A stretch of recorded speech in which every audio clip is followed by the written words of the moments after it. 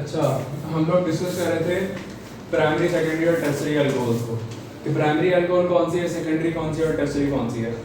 लिखने के लिए मैंने यहाँ पे इसकी एक छोटी सी की लिख दिया है कि अगर अल्फा कार्बन फर्दर एक कार्बन के साथ डायरेक्ट अटैच्ड है तो that is called as primary. Alpha carbon अगर दो कार्बन के साथ अटैच्ड है तो इसका मतलब सेकेंडरी होगा, और अल्फा कार्बन अगर तीन कार्बन के साथ अटैच्ड है तो इसका मतलब टर्सरी होगा। दूसरे लफ्जों में जाहिर सी बात है अल्फा कार्बन आगे बीटा के साथ ही अटैच्ड होता है ना, इसका मतलब अगर बीटा कार्बन एक होगा तो इसका मतलब प्राइमरी, बीटा कार्बन अगर दो होंगे तो इसका मतलब सेकेंडरी, और बीटा कार्बन अगर थ्री होंगे तो टर्सरी। एक्सप्लेन करने के लिए मैं एग्जांपल्स लिख देता हूं उसको। For example CH3 CH2 Cl। इसके अंदर अगर आप देखो तो ये जो CH2 है दैट इज अल्फा कार्बन, और अल्फा कार्बन फर्दर एक कार्बन के साथ अटैच्ड है तो इसका मतलब ये बीटा में आ जाएगा। इसी तरीके से अगर यहाँ पे ये होता कि CH2 और ये CH3 भी होता, अब भी बीटा कार्बन एक ही है क्योंकि जिसके साथ डायरेक्ट अटैच्ड है। आपने यहाँ पे इसके साथ अटैच दो कार्बन्स नहीं गिनने, आपने इसके साथ डायरेक्ट अटैच देखना है। तो अल्फा के साथ सिर्फ बीटा जो अटैच है दैट इज CH2, तो ये एक ही है। तो चूंकि एक ही है तो इसका मतलब ये है कि ये बीटा कार्बन अगर एक है तो इसका मतलब ये प्राइमरी हो जाएगी अल्कोहल। OH में यहाँ पे लगाऊंगा तो अल्कोहल हो जाएगी। इसी तरीके से अगर मैं CH3 CH OH और CH3 इस तरह से अगर कर देता हूँ तो ये ग्रुप जिसके साथ अटैच है दिस इज अल्फा, और ये भी बीटा और ये भी बीटा। अब यहाँ पे बीटा कार्बन कितने हो गए? बीटा कार्बन दो हो गए, यानी कि अल्फा कार्बन फर्दर दो कार्बन के साथ डायरेक्टली अटैच्ड है तो that is called as secondary alcohol. Third अगर आप देखोगे कार्बन CH3 CH3 CH3 और यहाँ पे OH, तो हुआ क्या कि जो कार्बन है ये फर्दर मतलब ये जो ग्रुप है ये इस कार्बन के साथ अटैच्ड है तो this is alpha carbon. Alpha carbon further तीन कार्बन के साथ अटैच्ड है तो इसका मतलब ये होगा कि ये भी बीटा और ये भी बीटा, तो इसका मतलब अल्कोहल कौन सी हो जाएगी? Tertiary alcohol. तो इसका मतलब तीनों अल्कोहल्स इस तरह से हैं कि प्राइमरी अल्कोहल, सेकेंडरी अल्कोहल और टर्शरी अल्कोहल। बीटा कार्बन एक होगा तो प्राइमरी, दो होगा तो सेकेंडरी, और बीटा अगर तीन होंगे तो दैट इज टर्शरी। इसके बाद आगे वापस आ जाता है ये डीहैलोजिनेशन ऑफ विसिनल डायलाइड्स। डाई का मतलब होता है टू और हैलाइड्स का मतलब हैलोजन, एक ऐसा कंपाउंड जिसके अंदर दो हैलोजन के एटम्स अटैच्ड हो तो that is called as halogen dihalides. अब ये डायलाइड्स इसकी दो टाइप्स होती हैं, विसिनल डायलाइड और जेमिनल डायलाइड। विसिनल डायलाइड वो है जिसके अंदर साथ साथ वाले कार्बन्स के ऊपर हैलोजन लगा हुआ है। फॉर एग्जांपल ये दोनों साथ साथ वाले कार्बन हैं, इसके ऊपर भी क्लोरीन लगी हुई है और इसके ऊपर भी क्लोरीन लगी हुई है, तो इसको बोलेंगे विसिनल डायलाइड। लेकिन अगर मैं इसी को इस तरह से बना दूं CH2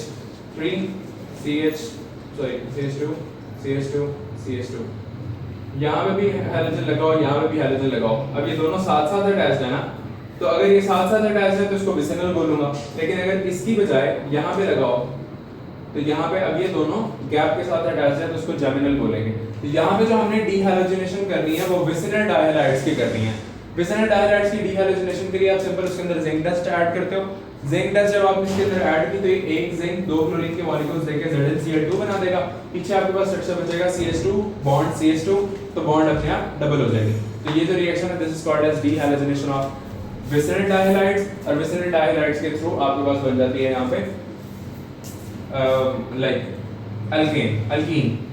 थर्ड जो हमारे पास आता है that is called partial hydrogenation of alkynes.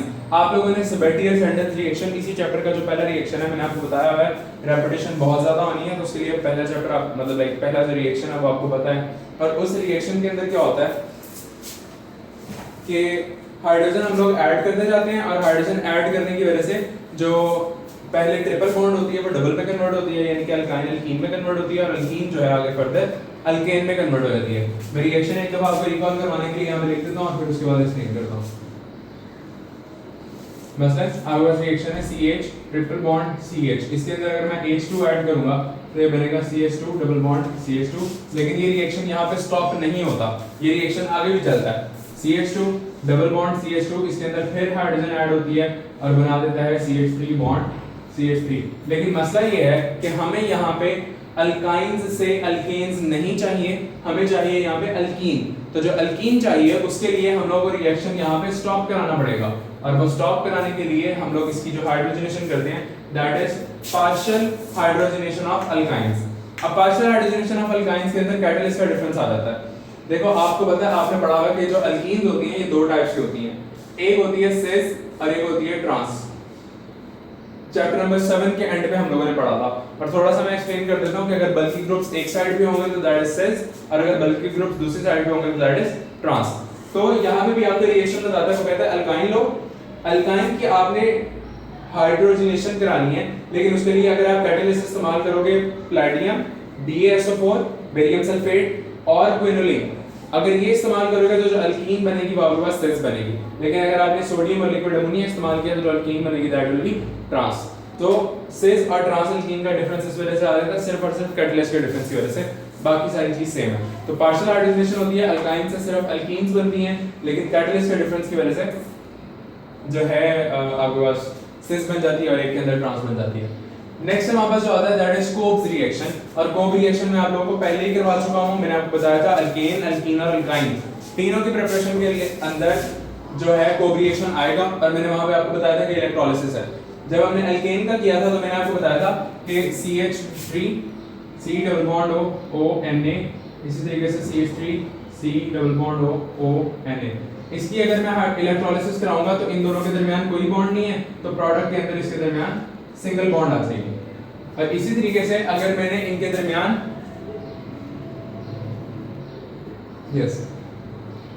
यहाँ पे CH2 है, ये अगर मैंने इनके दरमियान सिंगल बॉन्ड बनाई है तो सिंगल बॉन्ड आगे जाके किसमें कन्वर्ट हो जाएगी, डबल बॉन्ड में। और अगर मैं कंपाउंड बनाऊंगा आपके पास CH double bond CH C double bond O Na और C double bond O Na, तो ये इनके दरमियान अगर यहाँ पे डबल बॉन्ड है तो आगे जाके यहाँ पे ट्रिपल बॉन्ड बन जाएगी। तो इस तरह से कोब रिएक्शन इलेक्ट्रोलिसिस का एक सिंपल सा मेथड है जो कि आपको अल्केन, अल्कीन और अल्काइन की प्रिपरेशन बता देता है। तो ये आप लोगों ने सिंपल सी इसकी इक्वेशन याद कर लेनी है, प्लस इसके स्टेप्स आप लोग बुक से देख लोगे, और जो यहाँ पे बाय प्रोडक्ट्स है वो आपको याद होनी चाहिए। That is carbon dioxide, this is carbon dioxide, carbon dioxide plus hydrogen plus NaOH, ये इसके साथ बाय प्रोडक्ट्स के तौर पे बनती हैं, और जो मेजर हमारी प्रोडक्ट है वो अल्केन, अल्कीन या अल्काइन होती है। तो यहाँ पे जो हम इस्तेमाल कर रहे हैं दैट इज अल्कीन। लास्ट जो चीज है वो एक छोटी सी चीज जो रह गई है मेरे माइंड में आ रही है, that is the name of this compound. तो देखो ये वाला कंपाउंड जो है ये बना है CH2 bond CH2 C double bond OH, ये एक एसिड है एक्चुअली, इसका नाम है सक्सिनिक एसिड।